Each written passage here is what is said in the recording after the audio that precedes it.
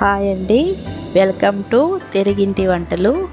ఈరోజు అరిసెలు తయారు చేసే విధానం చూద్దామండి. టేస్టీ అరిసెలు ఎంతో మెత్తగా సున్నితంగా ఉంటాయి. మనం ఎన్ని అరిసెలైనా తినొచ్చండి, అంత బాగా టేస్టీగా ఉంటాయి. కావాల్సినవి ఫస్ట్ ఎండు కొబ్బరి సన్నగా తరుక్కొని దాన్ని మిక్సీకి వేసేసుకోవాలండి. ఎండు కొబ్బరి తురుము ఇట్లాగా సన్నగా వేసేస్తే మనం అరిసెల్లో చాలా టేస్టీగా ఉంటుందండి.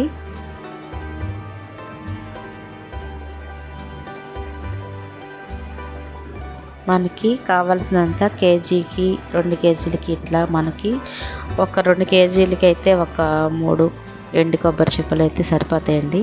అవి సన్నగా తరిగేసి ఇట్లాగా. ఇవి నువ్వులండి. నువ్వులు కొంచెం మజ్జిగ పోసి కలిపి పెట్టుకోవాలండి. ఎక్కువగా పోసుకోకూడదు, లైట్గా అవి తడిచేదాకా పొడిగా ఉన్నా పర్వాలేదండి. మరీ ఎక్కువ పోసుకోకూడదు. ఇట్లా కలుపుకుంటే చాలండి. నువ్వుల్ని ఇట్లా కలిపి పెట్టుకుంటే చాలా టేస్ట్గా ఉంటాయండి నువ్వులు.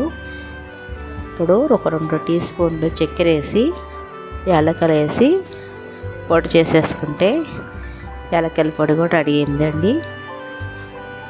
ఇట్లా మనం అన్నీ రెడీగా పెట్టుకుంటే పాకు వచ్చినప్పుడు బెల్లం పాకు మనం అన్నీ ఫాస్ట్గా వేసేవాళ్ళు కదండి.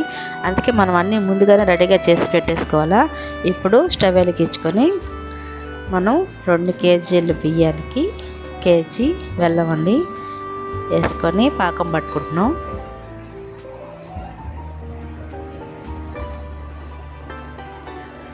పాకం అనేది మనకి 10 నిమిషాలు కూడా పట్టదండి, త్వరగా వచ్చేస్తుంది.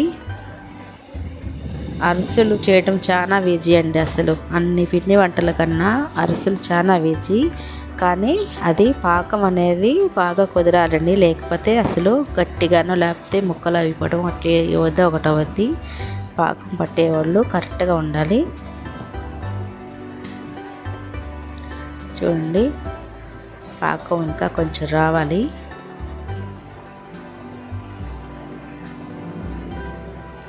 మనం ఒక ప్లేట్లో నీళ్ళు పోసుకొని ఇట్లా చూసుకుంటూ ఉండాలి కదండి పాకంని.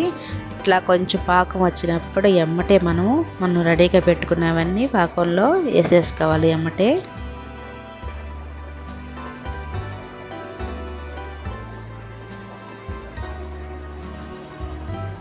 చూడండి, ఇంకా కొంచెం వస్తే సరిపోతుందండి. మరీ ముద్రపాకం మీద అసలు బాగుండదు. తీగపాకం కాకుండా ముద్రపాకం కాకుండా ముద్దపాకం అంటామండి మేము. ఆ పాకం పట్టుకుంటే చాలా బాగా టేస్ట్గా ఉంటాయండి అరిసెలు. చూడండి, చాలండి. ఇప్పుడు వచ్చేసిందండి మనకి పాకం అనేది. ఇప్పుడు మనం కొబ్బరి తురుము వేసేసి ఇప్పుడు మనం యాలకుల పొడి కూడా పొడి చేసుకున్నాం కదండి, అది కూడా వేసేసుకొని ఒక 2-3 టీ స్పూన్లు నెయ్యి వేసుకుంటే పాకంలో బాగుంటుందండి. నెయ్యి కూడా వేసేసి ఇప్పుడు మనం పాకానికి సరిపడా పిండి పెట్టుకోవాలండి. మనం 2 కేజీలు బియ్యానికి కేజీ బెల్లం వేసాము.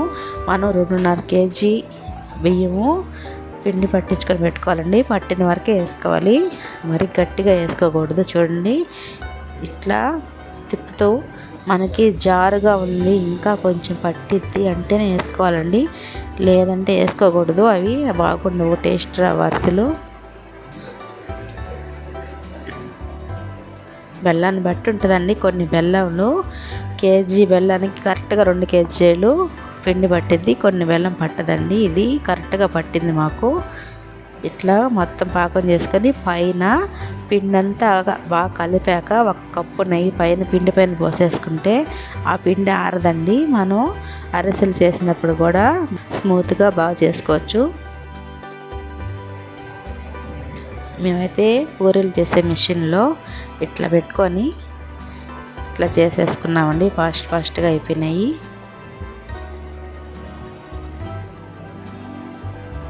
చూడండి,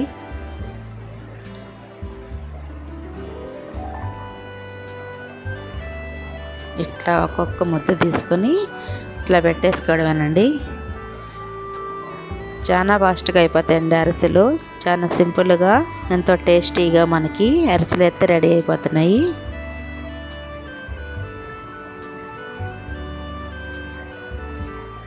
మనం ఎంత సైజు కావాలంటే అంత సైజు చేసుకోవచ్చు. చూడండి ఎంత బాగా వచ్చినాయో.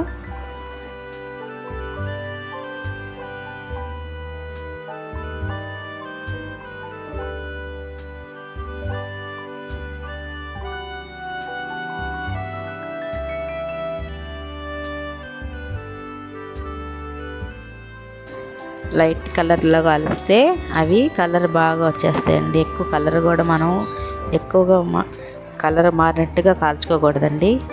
ఇట్లా కాల్చుకుంటే సరిపోతుంది ఈ కలర్లో.